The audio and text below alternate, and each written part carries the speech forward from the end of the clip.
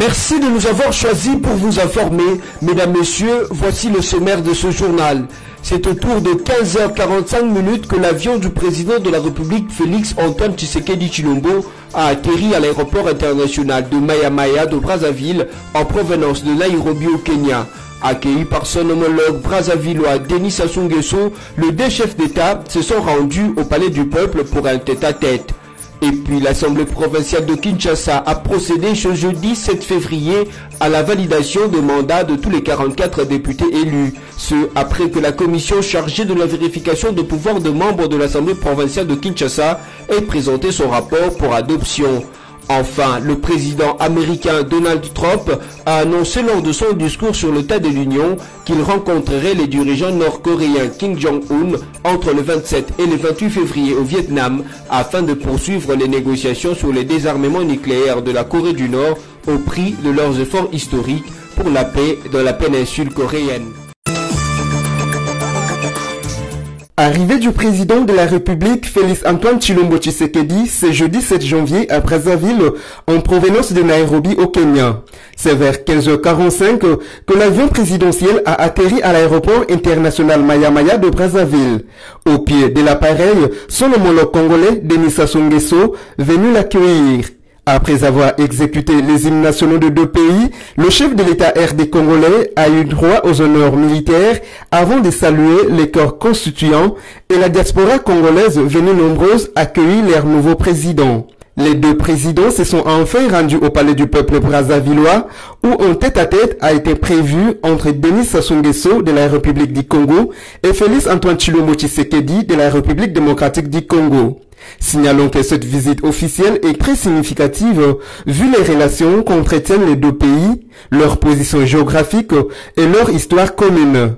Le voyage de Brazzaville clôture ainsi la première tournée internationale du président Félix Tshisekedi qui a commencé par Luanda en Angola, suivi de Nairobi au Kenya.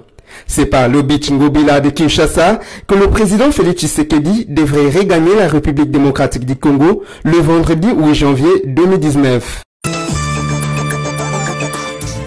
Ouverture ce jeudi 7 février 2019 d'un séminaire de formation à l'intention des auditeurs civils, officiers et généraux de forces armées de la République démocratique du Congo et de la police nationale congolaise au Collège des hautes études des stratégies et défense CHESD, situé sur l'avenue au commandement commune de la Gombe à Kinshasa. Sous la thématique Esprit de défense et résilience, ce thème d'actualité offre la possibilité de débattre des défis auxquels font face les États de la région d'Afrique centrale ainsi que des perspectives à tracer, a affirmé le professeur Cyril Moussila, chef du département d'études doctrinales et de recherche stratégique du CHESD.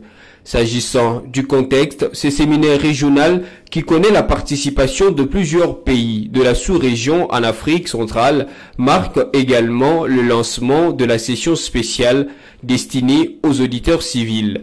Organisé par le département d'études doctrinales et recherche stratégique, ce forum de 2 jours réunit des chercheurs, des universitaires et de particuliers de la stratégie et de la défense dans l'objectif de nourrir la réflexion et la formation assurée par les CHESD aux officiers généraux et colonels ainsi qu'aux hauts cadres de la police et ceux civils de la RDC et des États de la zone EEAC, a encore indiqué le professeur Cyril Moussila.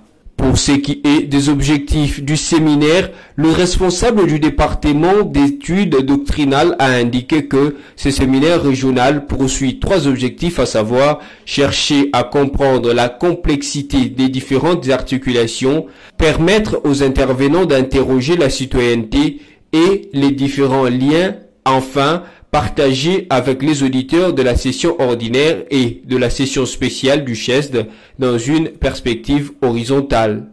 Signalons in fine qu'outre Atam Atabe, ministre de la Défense nationale et ancien combattant qui a ouvert ce séminaire, cette activité a connu la présence du vice-premier ministre de l'Intérieur Henri Movasakani, du chef d'état-major Célestin Mbala et de plusieurs autres personnalités.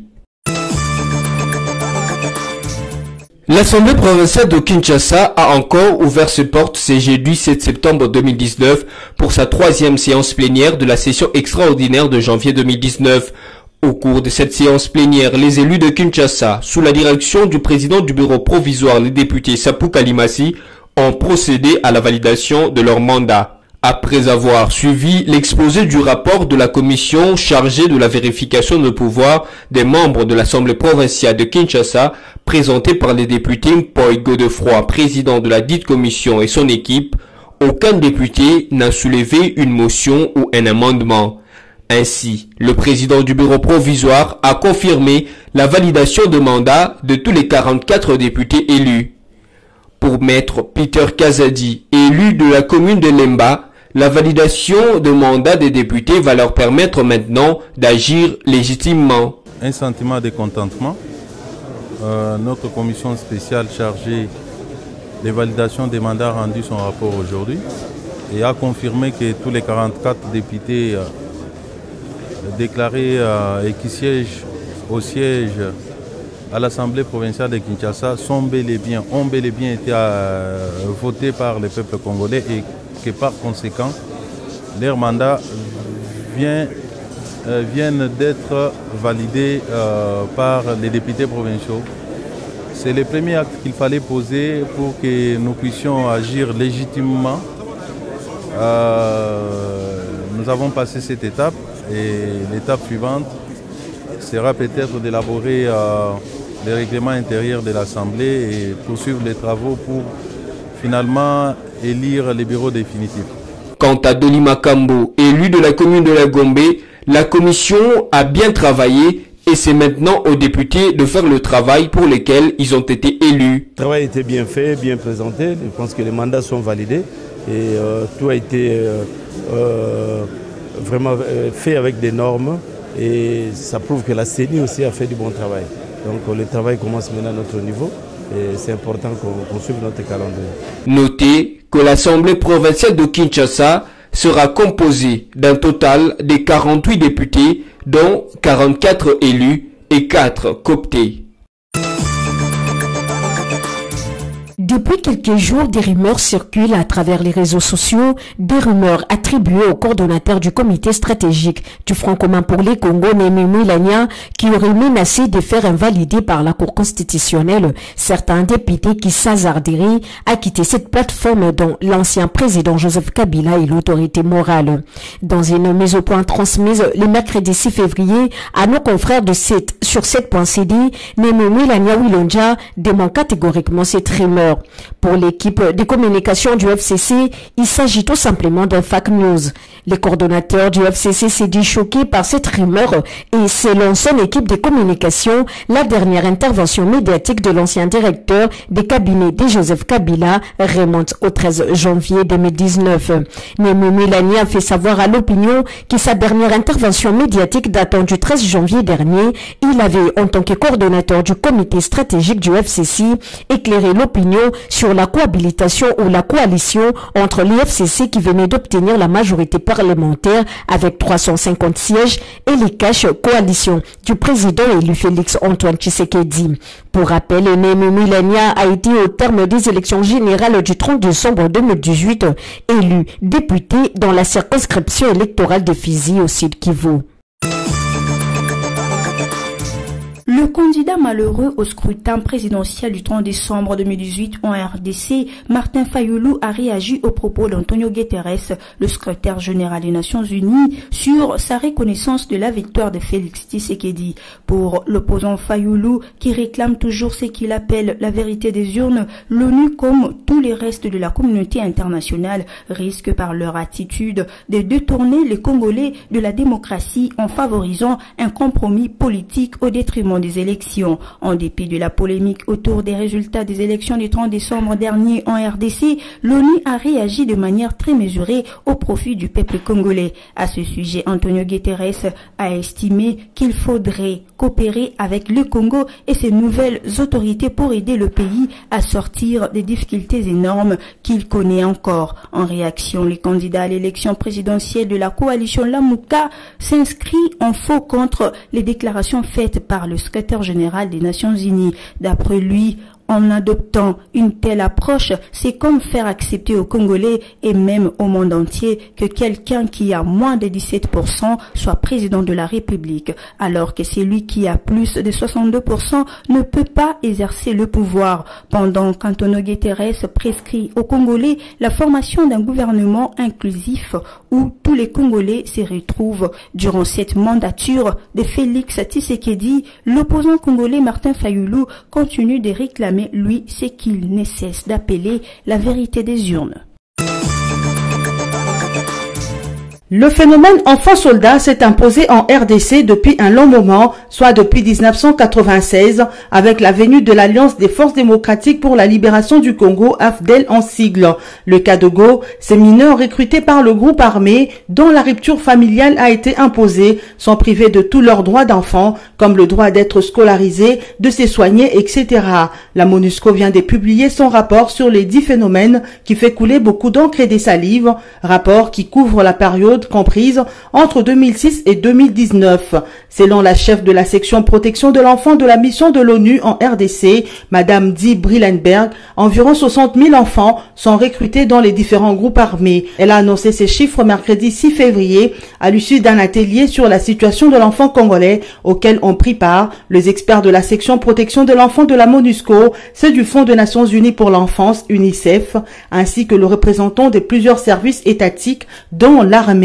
Plus de 55 000 enfants et presque 60 000 ont été documentés par la MONUSCO comme ayant été recrutés par le groupe et forces armées, a précisé la chef du bureau protection de l'enfant de la mission onusienne au Congo. Pour Madame Brullenberg, la plus grande menace pour ces jeunes dans les contextes de conflits armés reste leur recrutement dans l'armée et l'idéal serait que, dans un bref délai, le phénomène enfant-soldat, communément appelé Kadogo, soit bouté hors du territoire congolais.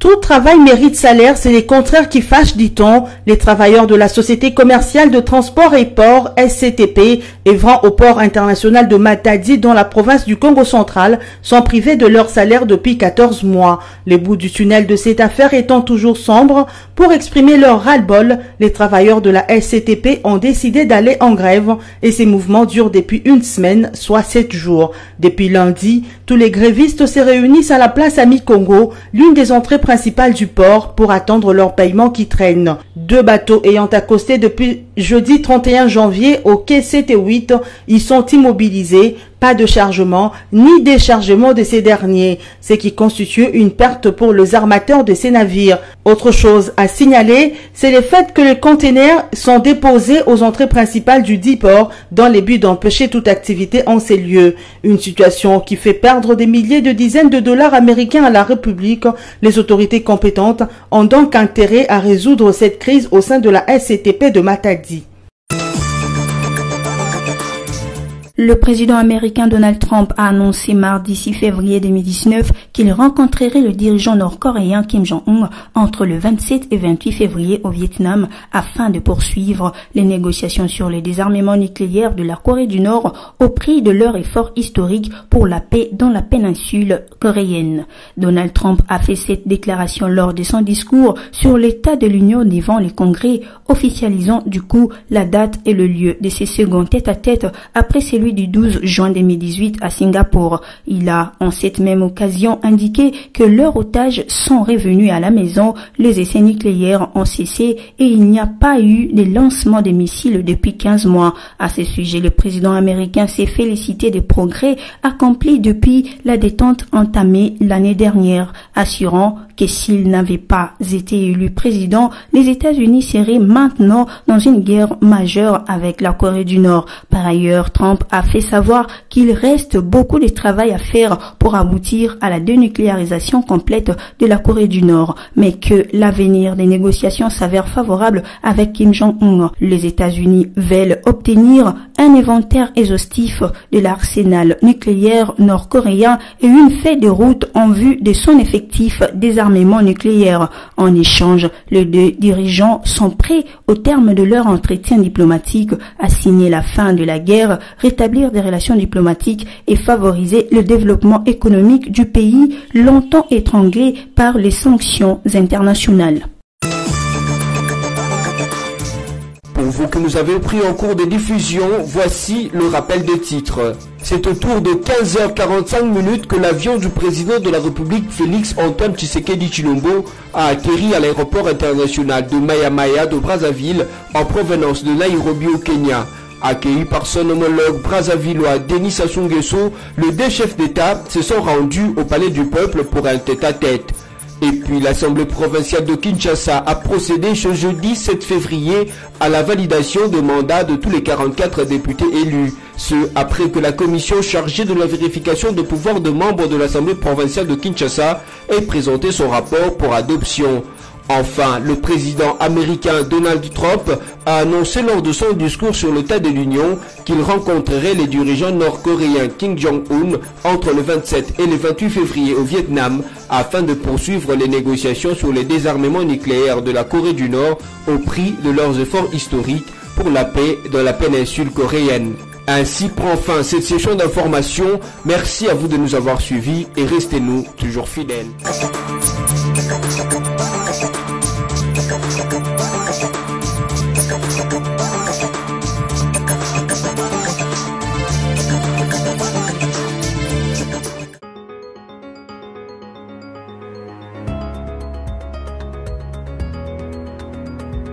Bonsoir à toutes et à tous. Résumons et lisons ensemble la presse en ligne. L'agence congolaise de presse a écrit Félix Tshisekedi et Uhuru Kenyatta pour le raffermissement de relations entre Kinshasa et Nairobi. Le président congolais Félix Antoine Tshisekedi Tshilombo et son homologue kenyan Uhuru Kenyatta se sont engagés à raffermir les relations historiques entre leurs États et leur peuple à l'occasion de la première visite officielle du nouveau chef de l'État congolais mercredi à Nairobi. Pour le président kenyan, la stabilité de la RDC entraîne ipso facto le développement et la stabilité de l'Afrique. Le chef de l'État du Kenya s'est montré particulièrement optimiste quant au réveil du Grand Congo sous le leadership du président Félix Antoine Tshisekedi Tshilombo. Nairobi a constitué la deuxième étape de la première tournée sous-régionale du président Félix Tshisekedi, entamée mardi à Luanda en Angola, où il s'était entretenu avec le président Joao Lourenço. Après Nairobi, l'agenda de Fachi prévoit une descente sur Brazzaville en République du Congo. Le week-end, Félix Antoine Tshisekedi sera à Addis Abeba en Éthiopie où il prononcera son discours en sa qualité de président nouvellement élu, une tradition de sommet de l'Union africaine. L'actualité.cd note quant à lui, Fayulu à Guterres, comment faire accepter aux Congolais que quelqu'un qui a eu moins de 17% soit président de la République? Martin Fayulu a répondu à Guterres, secrétaire général de l'ONU, qui s'était exprimé sur la situation en RDC. Invité de RFI, il avait donné son avis sur les attentes, les enjeux et les défis pour le nouveau dirigeant de la RDC. Pour Antonio Guterres, il faut maintenant coopérer avec les nouvelles autorités, ce que ne cautionne pas le candidat Lamouka. Pour lui, il est difficile de faire accepter la position de Guterres. Le problème aujourd'hui, c'est comment faire accepter aux Congolais et même au monde entier que quelqu'un qui a eu moins de 17% soit président de la République, alors que celui qui a eu plus de 62 ne peut pas exercer le pouvoir. Si la communauté internationale veut tuer la démocratie au Congo, qu'on nous le dise, car quel est ces Congolais qui demain pourra encore faire confiance aux élections, s'est interrogé Martin Fayulu. Okapi.net s'intéresse à la province de Haut-Uélé et signale que 9 rebelles Elera ont été tués par les forces armées de la RDC à Niangara et Dungu. 9 rebelles Elera ont été tués et 2 autres blessés dans des combats les ayant opposés il y a une semaine au FARDC dans les territoires de Niangara et de Dungu en province de Haut-Uélé, a annoncé mercredi le capitaine Carlos Kalombo, porte-parole du secteur opérationnel de l'armée dans les Haut-Uélé. 4 rebelles ont été tués à Dungu et 5 à Niagara, affirme la même source qui confirme la mort d'un soldat de l'armée régulière dans ces combats. L'activisme de rebelles ougandais s'est intensifié ces dernières semaines dans la région et interpelle les autorités sur la situation sécuritaire dans l'ensemble de la province. Fin de cette revue de presse. À la prochaine. Bye bye.